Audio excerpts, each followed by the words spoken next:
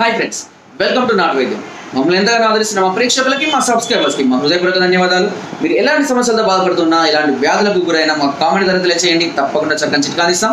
మీ సమస్య తీవ్రమైనది అయితే మా కాంటాక్ట్ నెంబర్ 8328561975 లేదా 9703774744 కాల్ చేసి మా యొక్క అమూల్యమైన సలహాలని, సూచనలు కూడా మీరు పొందవచ్చు. సో ఫ్రెండ్స్, ఈరోజు చాలామంది కూడా వయసు పడినా కొద్దీ, వయసు పెరుగుతున్నా కొద్దీ ఈ చెవి యొక్క వినికిడి అనేది తగ్గిపోవడం అనేది జరుగుతుంటుంది. కొంతమంది అధికంగా టీవీ సౌండ్ ఎక్కువ పెట్టుకొని చూడడం వల్ల, అంతేకాకుండా మొబైల్స్ని, ఇయర్ ఫోన్స్ని, అదేవిధంగా బ్లూటూత్ని అధికంగా వాడడం వల్ల, ఎక్కువ శబ్దాలు ఉన్నటువంటి ప్రాంతాలలో, ఎక్కువగా జర్నీలు చేసే వాళ్ళలో ఈ చెవిపోటు సమస్య ఈ వినికిడి సమస్య అనేది రావడం జరుగుతుంది.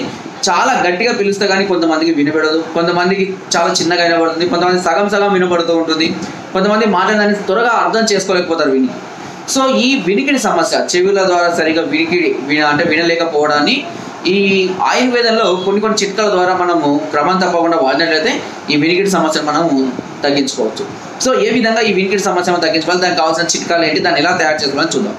దీనికి కావాల్సిన కేవలం ఒక 2 వెల్లుల్లిపాయల్ని ముక్కలుగా చేసి ఒక 1/2 లీటర్ ఆముదంలో వేసి బాగా వేడి చేసి దీన్ని ఏం చేయాలంటే కొంచెం వాడ్చుకోండి, ఓకేనా. సో వడపోసుకున్న తర్వాత ఈ చుక్కల్ని 3 నుంచి 4 చుక్కల్ని ప్రతిరోజు 2 చెవులలో కనుక పోసుకుంటూ ఉన్నట్లయితే ఈ వినికిడి సమస్య అనేది తగ్గిపోవడం అనేది జరుగుతుంది, ఓకేనా. అంతేకాకుండా ఇంకొక సులువైన చిట్కా కూడా చెప్తాను. ఇందులో ఏ చిట్కా ఫాలో అయినప్పటికీ కూడా మనకు ఈ రిజల్ట్ అనేది క్రమం తప్పకుండా వాడడం వల్ల ఖచ్చితంగా రిజల్ట్ అనేది రావడం జరుగుతుంది.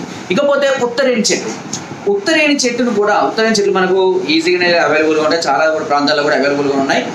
ఈ ఉత్తరేణి చెట్టుని సమూలంగా తీసుకుని వచ్చి కాల్చి ఆ బూడిదను ఒక 1/2 లీటర్, సుమారుగా ఒక 1/2 లీటర్ నువ్వుల నూనెలో కనుక సుమారుగా చిక్కగా అయ్యే విధంగా కలుపుకోండి అంతే, ఓకేనా. ఒక 1/2 లీటర్ నువ్వుల నూనెలో వేసి బాగా మరిగించి వడబోసుకొని ఈ చుక్కల్ని కూడా మనము చెవులలో వేసుకుంటే ఈ వినికిడి, చెవి వినబడకపోవడం లాంటి సమస్యలన్నీ కూడా పూర్తిగా తగ్గిపోతే ఏ వయసు వారైనా వాడుకోవచ్చు. దీనివల్ల ఎలాంటి సమస్య ఉండదు.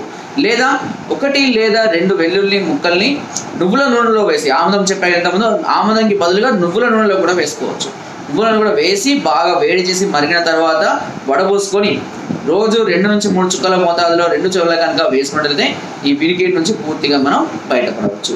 ఈ చిట్కాలలో ఏ చిట్కా ఫాలో అయినా ఈ వినికిడి సమస్య నుంచి మనం పూర్తిగా పడవచ్చు.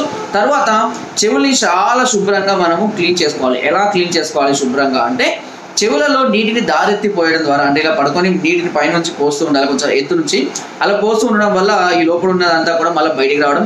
తర్వాత ఒక ఇయర్ బడ్ తోటి శుభ్రంగా మనము వాటర్ లేకుండా మంచిగా తుడుచుకొని మళ్ళీ చేస్తూ ఉండాలి. ఇలా ప్రతిరోజు కనుక చేస్తూ ఉన్నట్లయితే చెవి నరాలన్నీ కూడా బలపడిపోయి ఈ వినికిడి సమస్య నుంచి మనం త్వరగా బయటపడవచ్చు. సో అంతేకాకుండా సాధ్యత వరకు అధిక శబ్దాల్లో పనిచేసేవారు ఎక్కువగా దూదిని మన చెవులలో పెట్టుకొని పనిచేస్తూ ఉండాలి. లేదంటే ఇప్పుడు కూడా మామూలుగా మనకు కొన్ని ఫ్యాక్టరీలలో కూడా ఇస్తూ ఉంటారు సౌండ్ పొల్యూషన్ కావాల్సినటువంటి కార్డ్స్ అనేవి, వీటిని కూడా వాడుకోవాలి. దీనివల్ల చెవి మీద నరాలకు ఎక్కువగా ఇబ్బంది కలగకుండా ఉంటుంది.